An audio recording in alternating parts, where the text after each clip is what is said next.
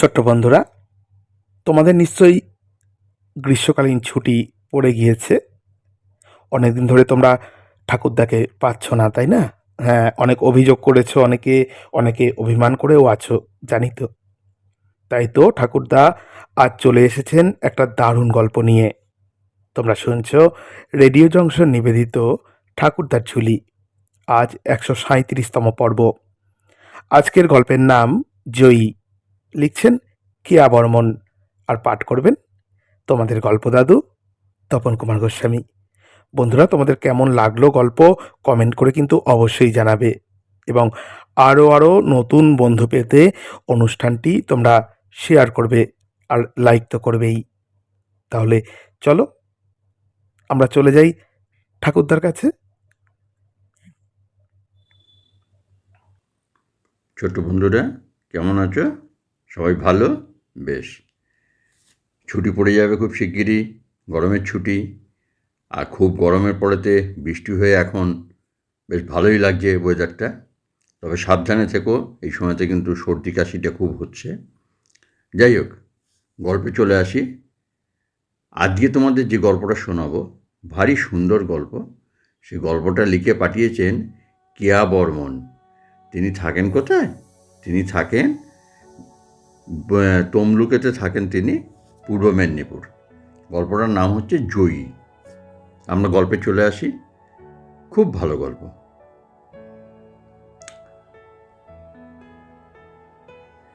সেদিন ছিল দ্বাদশ শ্রেণীর পদার্থবিদ্যার পরীক্ষা। এখন স্কুলে টেস্ট পরীক্ষা চলছে।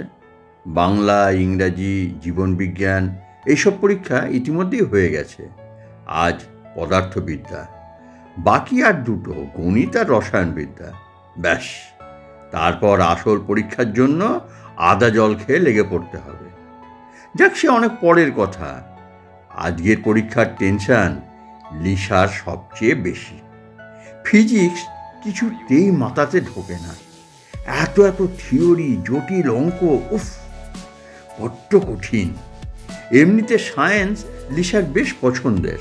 মাধ্যমিকের রেজাল্ট বেরোনোর পর প্রায় সবাই যখন বলেছিল, কিরে ভেবে দেখ, সায়েন্স নিয়ে শেষ পর্যন্ত টানতে পারবি তো, শুধু শুধু আবেগে ভাসিস না যেন, তখন লিসার জেদ সে পারবেই।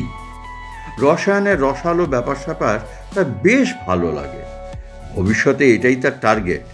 তবে চিন্তা একটা বিষয়, সেটা হলো ফিজিক্স। তাই একটু যে ভয় হয়নি এমনটা নয়, সাহস করে সায়েন্সে ভর্তি হয়ে গেল সে। দিদিমণিরাও যথেষ্ট সাহায্য করেন। তবে ফিজিক্স দিদিমণিকে একটু এড়িয়ে চলে লিসা। দিদিমণি কেমন যেন গম্ভীর, কথা বলতে ভয় হয়।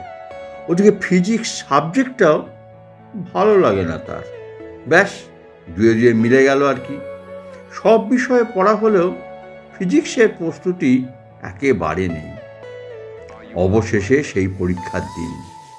সারা রাত জেগে প্রচুর পড়েছে লিসা। কখন যে বইয়ের স্তূপের মধ্যে ঘুমিয়ে পড়েছিল নিজেও টের পায়নি সে। সকালে উঠে মনে হচ্ছিল মাথাটা কেমন যেন ধরা ধরা। একে ঘুম হয়নি ঠিক মতন, তার উপর আবার পরীক্ষার চিন্তা।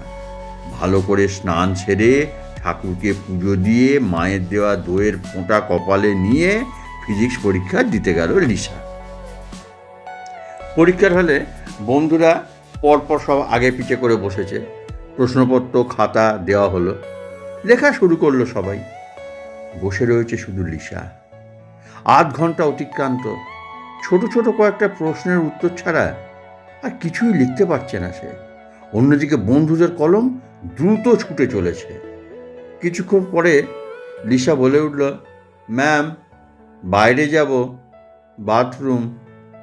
যাও, তাড়াতাড়ি ফিরবে, দেরি করো না। বেরিয়ে গেল লিসা। এদিকে তখন বন্ধুদের লুজ পেজ নেবার হিড়িক পড়েছে। ম্যাম আমাকে একটা, ম্যাম আমি নেব বলে বেশ হুড়োহুড়ি পড়ে গেছে। প্রশ্নপত্র মোটের উপর ভালোই হয়েছে, তাই লেখাও চলছে বেশ জোর কদমে। হঠাৎ ম্যামের খেয়াল হলো, আরে লিসা কোথায় গেল? সেই যে বলল বাথরুম যাচ্ছি, তারপর তো প্রায় 15-20 মিনিট কেটে গেল। গেল কোথায়? বন্ধুদেরও খেয়াল পড়ল লিসা অনেকক্ষণ নেই। অনিমা বলল, ম্যাম আমি গিয়ে দেখে আসবো। যাবি? আচ্ছা যা, তাড়াতাড়ি ফিরিস, তুইও যেন আবার কোথাও আটকে যাস না। না ম্যাম, তাড়াতাড়ি আসবো। বেরিয়ে গেল অনিমা। কিছুক্ষণ পরে ফিরে এসে বলল, ম্যাম লিসা তো বাথরুমে নেই, আমি সব কটা টয়লেট চেক করেছি, কোথাও নেই। সে কি, তুই ডেকেছিস তো ঠিক করে? হ্যাঁ ম্যাম। আচ্ছা ঠিক আছে, তুই এসে বস, আমি দেখছি, কোথায় আর যাবে। ততক্ষণে হলরুমে ফিসফাস শুরু হয়ে গেছে। বিষয়টাকে আর বাড়তে না দিয়ে ম্যাম বললেন, এই সবাই চুপ, লেখো সবাই, একদম কথা না, আমি দেখছি বিষয়টা। বলে ম্যাম পাশের রুমে গার্ডে যিনি ছিলেন তাকে বিষয়টা বললেন। দুজনে কি যেন পরামর্শ করলেন, তারপর স্টাফ রুমের দিকে চলে গেলেন। কিছুক্ষণ পর ফিরে এসে সকলে জিজ্ঞাসুর চোখ মুখ দেখে বললেন, তোমরা চিন্তা করো না, বিষয়টা সবাইকে জানানো হয়েছে, দেখা হচ্ছে লিসা কোথায় গেল, তোমরা সবাই লিখে যাও। এদিকে স্টাফ রুমে তখন হুলুস থুলুস কাণ্ড। একটা জলজ্যান্ত মেয়ে স্কুলে এসে দিনের বেলাও স্কুল থেকে উধাও, এই যে সাংঘাতিক কাণ্ড। কিছু বিপদ ঘটে গেলে যে স্কুলের হাতে হাতে করে পড়বে। টিচাররা সকলেই তৎপর হয়ে উঠলেন, নিজেরা মেয়েদের টয়লেট চেক করে এলেন, সত্যিই তো নেই। একজন বললেন, এই আচ্ছা বাড়ি চলে যায়নি তো? একজন মেয়েকে ডেকে সাইকেল স্ট্যান্ড পরীক্ষা করে দেখা হলো, না। লিসার সাইকেল তো আছে, তাহলে স্কুলেই আছে, বাইরে চলে যায়নি সে। স্কুল গেটেও তালা। তারপর খোঁজা হলো প্রতিটি রুম, যে ক্লাসগুলো ফাঁকা পড়ে রয়েছে তার প্রতিটি কক্ষ তন্ন তন্ন করে খোঁজা হলো, না, কোথাও খুঁজে পাওয়া গেল না লিসাকে। সিসি ক্যামেরা ভালো করে চেক করা হলো। হঠাৎ ক্যামেরায় ধরা পড়ল স্কুলের আশ্রমে কে যেন বসে রয়েছে। তৎক্ষণাৎ কয়েকজন ছুটে গেলেন সেখানে। হ্যাঁ, সত্যি কেউ আছে, এবং সেটা লিসা। সে গুরুজির ছবির সামনে হাত জোর করে বসে অঝোর ধারায় কেঁদে চলেছে। লিসা, তুই এখানে কি করছিস? ভয় পেয়ে গেছে সে। ম্যাম কাছে গিয়ে গায়ে মাথায় হাত বলাতে বলাতে বললেন, কি হয়েছে তোর? এখানে কি করছিস? কাঁদছিসই বা কেন? ম্যাম ম্যাম আমি পরীক্ষায় কিছু লিখতে পারিনি। কেন? চুপ করে রয়েছে লিসা। নিশ্চয়ই পড়িসনি। মাথা নেড়ে হ্যাঁ বলল সে। তোর বোকা, তার জন্য কেউ কাঁদে? পালিয়ে বেড়ালে তো আর পরীক্ষায় পাশ করবি না, তার জন্য তো পড়তে হবে। চল চল চল, সবাই কত চিন্তা করছে জানিস, তোর বন্ধুরা কত উদ্বিগ্ন। চল চল তাড়াতাড়ি চল, যা পারবি লিখে খাতা জমা কর, এরপর থেকে ভালো করে পড়বি, কেমন?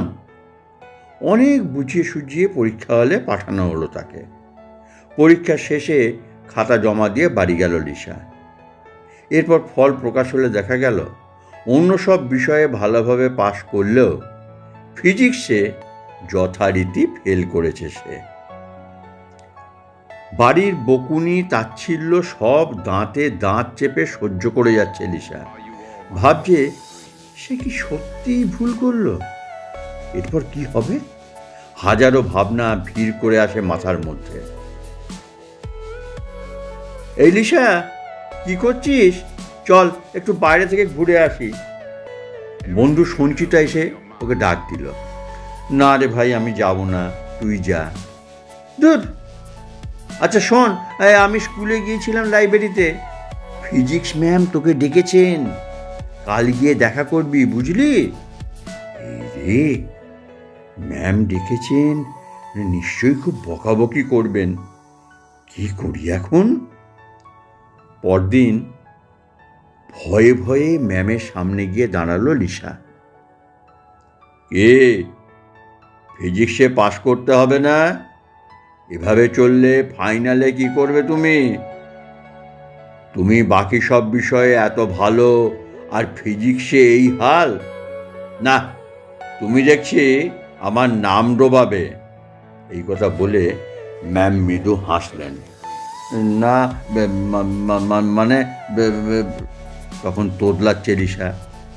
নাকি শোনো, আর যতদিন বাকি আছে রোজ 1 ঘন্টা করে এসে আমার কাছে পড়ে যাবে, বুঝলে?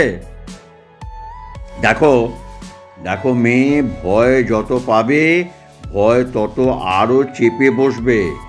যেমন অন্য বিষয়কে তুমি ভালোবেসে পড়েছিলে বলেই সেগুলো হয়ে যাচ্ছে, এটাও ঠিক তেমনই। ভালোবাসলে প্রতিদানেও ভালো ফল পাওয়া যায়। আশ্রমের গুরুজি বা ঠাকুর দেবতা কেউ কিন্তু উদ্ধার করতে আসবে না তোমাকে। আসল কাজ হলো নিরলস পরিশ্রম আর অধ্যবসায়। বুঝতে পেরেছ? যাও, এখন যাও, কাল থেকে রোজ আসবে।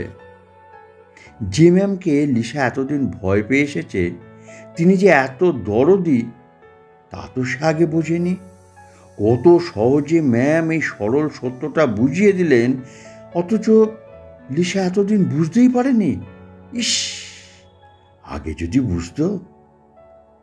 এর পরের 3 মাস লিসা বইয়ের জগতে ডুবেই রইল। তারপর যথাসময়ে পরীক্ষার নির্ঘণ্ট মেনে পরীক্ষাগুলো হয়ে গেল। অপেক্ষার প্রহর গুনতে গুনতে যখন কাঙ্ক্ষিত ফলাফল হাতে এসে পড়ল, তখন সত্যি সকলকে অবাক করে দিল লিসা। এতটা ভালো সে নিজেও আশা করেনি। শুধুমাত্র সামান্য একটু ভয়কে জয় করতে পারলে জীবনে যে এত সফলতা পাওয়া যায়, এই মন্ত্র লিসার আজীবনের সম্পদ হয়ে রইল। গল্পটা এখানেই শেষ হলো বন্ধুরা। আমি নিশ্চিতভাবে বলতে পারি তোমাদের সকলেরই খুব খুব ভালো লেগেছে, এবং সবথেকে বড় কথা হচ্ছে এই গল্পের ভেতর দিয়ে তোমরা সকলেই তো ছাত্রছাত্রী, এখন তোমাদের কাছে একটা খুব সুন্দর মেসেজ রয়েছে। ভয় পাবে না, সাহসের সঙ্গে নিষ্ঠার সঙ্গে এগিয়ে গেলে সাফল্য আসবেই আসবে। ছোট্ট বন্ধুরা, তাই তোমাদের গল্প দাদুকে আজকের মতন ছেড়ে দাও। আবার পরের সপ্তাহে অন্য কোনো গল্প নিয়ে তোমাদের সঙ্গে দেখা হবে। সবাই সুস্থ থেকো, ভালো থেকো, কেমন? বন্ধুরা, কেমন লাগলো আজকের গল্প? তোমরা এতক্ষণ শুনছিলে রেডিও জংশন নিবেদিত ঠাকুরদার ঝুলি। আজকের গল্প যেটি শুনলে তার নাম জয়ী। লিখে পাঠিয়েছেন কেয়া বর্মন, আর পাঠ করলেন তোমাদের প্রিয় গল্প দাদু তপন কুমার গোস্বামী। ছোট্ট বন্ধুরা, তোমরা কী ধরনের গল্প শুনতে চাও সেটা কিন্তু আমাদের কমেন্ট বক্সে কমেন্ট করে জানাবে, কেমন? অতি অবশ্যই অনুষ্ঠানটিকে শেয়ার করবে, লাইক করবে, আর এই গ্রীষ্মের ছুটি জমিয়ে উপভোগ করবে, কেমন? তাহলে আজকের মতন টাটা।